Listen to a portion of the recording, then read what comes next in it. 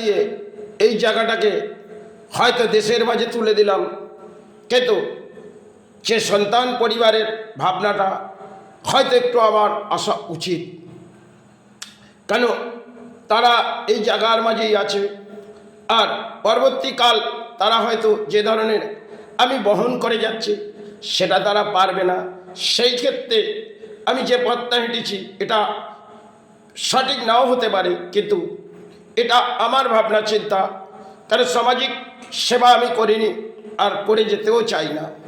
হয়তো যেটুকুন বসেছি এই দেশের মাঝে সেবা বসেছি, হয়তো মানুষের জন্ম পেয়ে যতক্ষণ সেবা যতটা সময় পেরেছি করেছি, আজ হয়তো করে যাচ্ছি, তবুও দেহ সুস্থ না।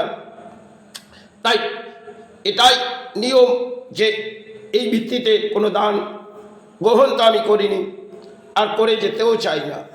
তবে আগামী দিন সন্তান সেটা তার জায়গা, এবং সেটা তার যখন ব্যক্তিগত তো নয়, তাই এই ব্যক্তিগত জায়গাটাকে যখন দান ভিত্তির মাঝে দিয়েছি, তাহলে তাদেরকে কিছু চিন্তা ভাবনার মাঝেও আমার মাথার যোগ আসা উচিত।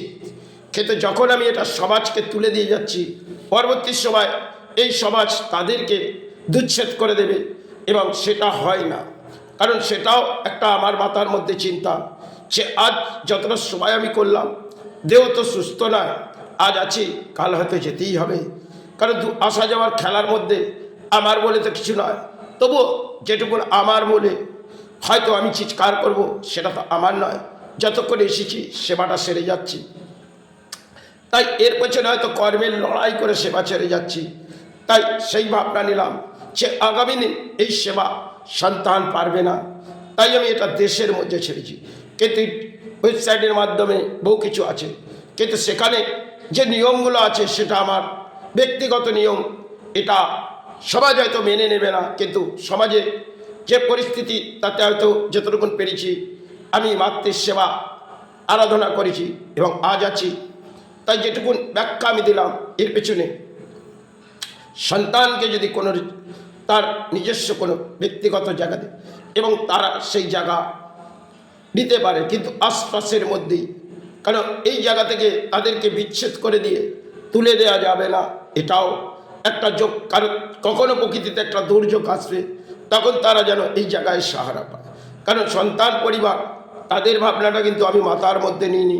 তাহলে আমি যখন চলে যাব তখন কিন্তু একটা লড়াই হতে পারে, কিন্তু তবুও আমার ব্যক্তিগত যেরকম আমি দান বৃত্তি দিয়েছি সেরকম কিছু নিয়মও আছে, সেই নিয়মের অনিয়ম চলবে না।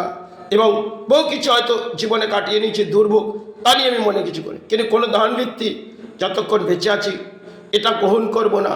আর এই সেবার মাঝে তো দান আমি গ্রহণ করিনি, আর যতক্ষণ থাকবো সেটা হয়তো সেবাটা সেরে যাব। তাই কিছু নিয়ম রীতি রিবাজ যেরকম আছে সেটা বেঁচে থাকাকালে যেরকম আছে, চলে যাবার পর যেন এটাই থাকে। আর আগামী দিন যদি নেয়, এর জন্যে হয়তো আমি মানুষের জন্ম পেয়ে যতটা সেবা ছেড়েছি, এটা আমার জীবনে হয়তো কি পেলাম কি হারালাম, একদিন তো হারিয়ে যেতে হবে। তাই একটু ভাবনা চিন্তা তাদেরও তো করা দরকার। তারা তো পরিবার এবং সন্তান, তাদের কিন্তু এই জায়গাটা রীতি রিবাজ অনুযায়ী দেওয়া হয়নি, কিন্তু তাদের বলে আমি কিছু রাখিনি। তাই তাদের ভাবনা চিন্তাটা এটা দেশের মাঝেই তুলে দেবে। তবে এতটা দূরত্ব তাদেরকে রাখা যাবে না। নিয়ম রীতি রিবাজ, কেন তাদেরই এটা ব্যক্তিগত জায়গা হতে পারে, কিন্তু তার পিতা যখন সেটা দান ভিত্তি করেছে সেটা 1 বছর আগেই করে দিয়েছে, এবং সেটা হয়তো সমাজ নাও গ্রহণ করলে তাতে আমার যায় আসে না। কিন্তু যতটা সময় আমি ভরিয়ে গেলাম এটাই আমার পরম সৌভাগ্য। যাই হোক, জয় গুরু জয় মাই। আমার শের গুরুকে প্রণাম জানিয়ে, ঠাকুর শ্রীরামকৃষ্ণ মা শারদাকে প্রণাম, ভারতবর্ষের সমস্ত গুরুকে প্রণাম জানিয়ে আমি সেবার মাঝে আসবো।